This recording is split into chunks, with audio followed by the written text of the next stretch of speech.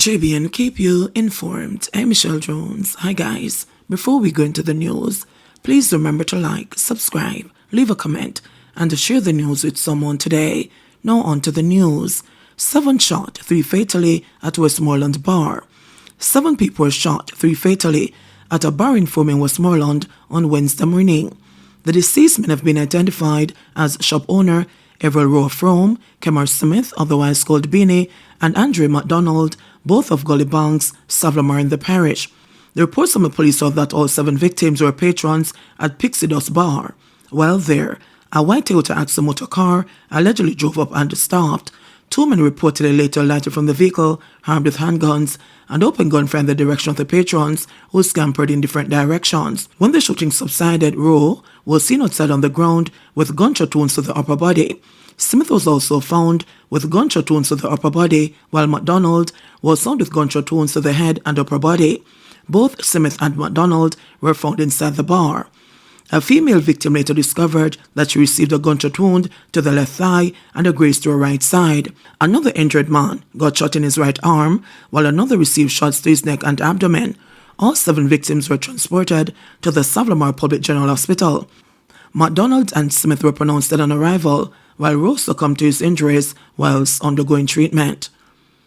Indicom probes death of man while in police custody in St. Anne. The Independent Commission of Investigations, Indicom, is probing the death of a man who reportedly suffered head injuries while in police custody in St. Anne. The deceased is 39-year-old Andre Murray. Assistant Commissioner of Indicom, Hamish Campbell, said that Murray was arrested and taken to the Ocho police station. It was reported that he was transported to hospital on Thursday, February 22, after suffering head injuries in custody. He then died on Sunday, February 25. Campbell said while Murray died at hospital, he was still in the custody of the police. We have a report of a man called Mr. Andre Murray, 39 years old, was admitted to the St. Anne's Hospital on the 22nd of February, and we were informed of his death on Sunday, the 25th of February, he said. He added that while they're probing the origin of the injuries, initial reports indicate that they might have been self-inflicted. Indicom were informed of his death, which was a death in custody, albeit Mr. Murray died at hospital. He appeared to have some injuries on him. All the injuries were formed on him is not yet known, but there is an initial report that some of the injuries appeared to be self-injuries, and the matter is still under investigation, Campbell said. EOJ under fire as election results remain uncertain. The Electoral Office of Jamaica, EOJ, is facing criticisms over its delivery of the results of Monday's local government elections, which left the country without definitive answers on which of the 2 major political parties had won. They need to give an account, public commentator Carol Narcisse said on Tuesday in the aftermath of the local polls. Narcisse said that the EOJ has a duty and responsibility to the public to deliver a post-mortem assessment of Monday's operations when compared to previous years. They need to explain why the recount has to take more than 24 hours in the context of a low voter turnout. What more capacity are they needing so that their performance, their turnaround time can improve even more, she questioned, noting that the EOJ must explain and apologize for the exclusion of Citizens' Action for Free and Fair Elections, CAFE, during counting in some divisions. The Election Observer Group reported that it was booted from some counting centers against the customary protocol, which allowed them to keep watch on the process. Both the governing Jamaica Labour Party, JLP, and the opposition People's National Party, PNP, claimed victory on Monday night, with Prime Minister Andrew Holness asserting that his party had won at least 7 of the 30 municipal corporations to the PNP's 4, while noting that 2 were tied. Opposition leader Mark Golding also claimed the victory, declaring that the PNP had won most of the divisions. On Tuesday, General Secretary of the PNP, Dr. Dayton Campbell, said that it raised at least 2 concerns with the EOJ about the denial of persons to vote, although they reportedly presented an identification card.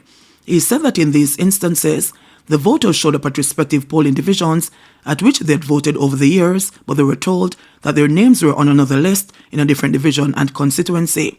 They are not from there. They have never been there, so that is something that requires investigation, said Campbell. Further, he pointed to the EOJ's preliminary count, which showed that the PNP won St. Mary, but it was later reported that the JLP had won. I am not sure how. I'm also concerned as to why it has been reported that councils are now tied. You can have several amount of divisions, but the final result cannot be a tie. It is clear that if there is a tie in having the same number of divisions, You use a majority vote to determine the winner, Campbell said. Former PNP General Secretary Senator Peter Bunting said while he believes that the population maintains confidence in the managers of the country's electoral system and process, there are concerns that the latest polls were not run in the most efficient manner. When you have a good system, you can't take it for granted. You have to be constantly fine-tuning and updating it, especially the reporting. It seems to have deteriorated this time around, both for the special electors and for Monday, Bunting said. He offered that the EOJ examine the system and determine ways it can improve it. But the EOJ has maintained that its team was efficient, although acknowledging that there were some glitches. We worked very hard for things to run smoothly, Director of Elections Glasspool Brown said in countering the assessments. He said where issues surfaced, they were addressed promptly. Brown said it was not a fair criticism to note that the final results would not have been delivered within 24 hours after the election. The preliminary results were delivered the same night. There's another phase, and it has always happened in elections. There has never been a time that within 24 hours it was completed in terms of the recount, he said. PNP's Winter Macintosh declared winner of Chester-Cancer Division in Hanover following recount. The People's National Party's PNP Winter Macintosh has been declared the winner of the Chester-Cancer Division in Hanover Eastern following the official counting of ballots for Monday's local government election. Initially, the preliminary count showed that the Jamaica Labour Party's Jill P. Cady and Miles Campbell, a retired educator, received 1,115 votes to 1,098 by Macintosh, a lecturer at the Noculver Polytechnic College.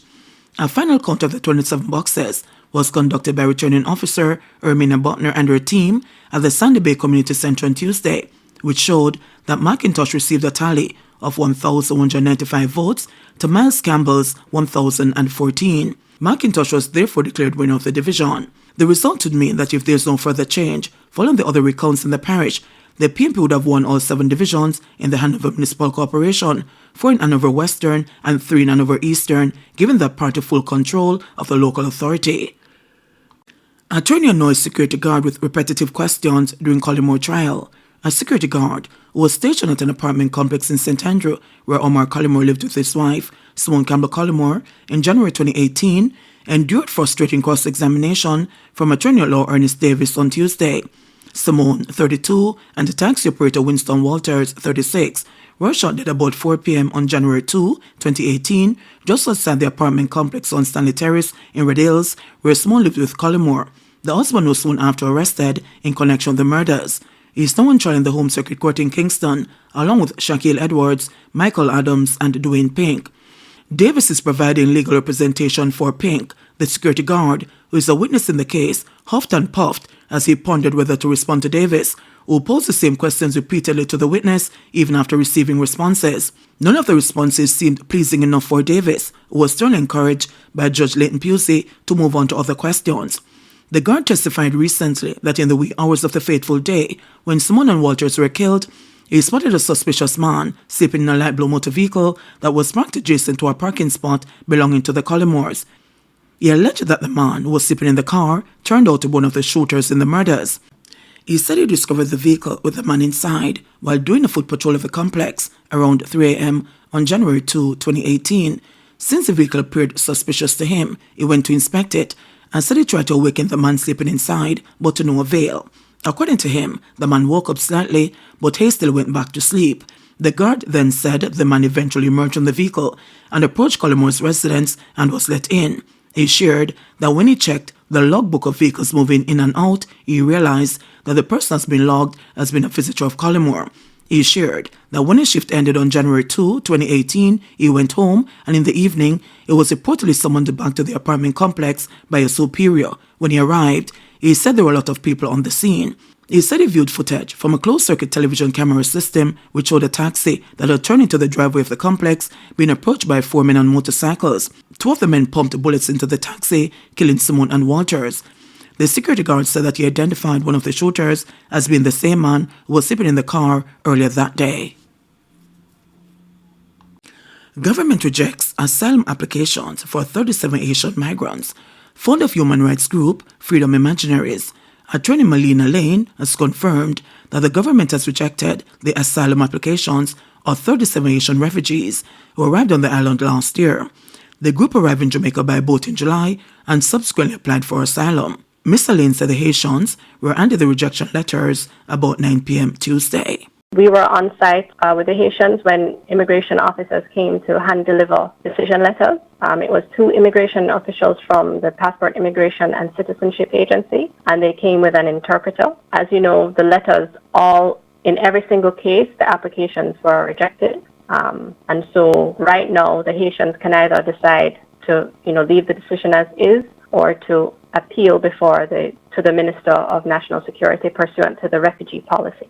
So the first, of course, is to do the appeal before the Minister of National Security. And then the second step, according to the policy, is there's an opportunity to request a reconsideration by what they call a refugee review body. That's what we will be doing.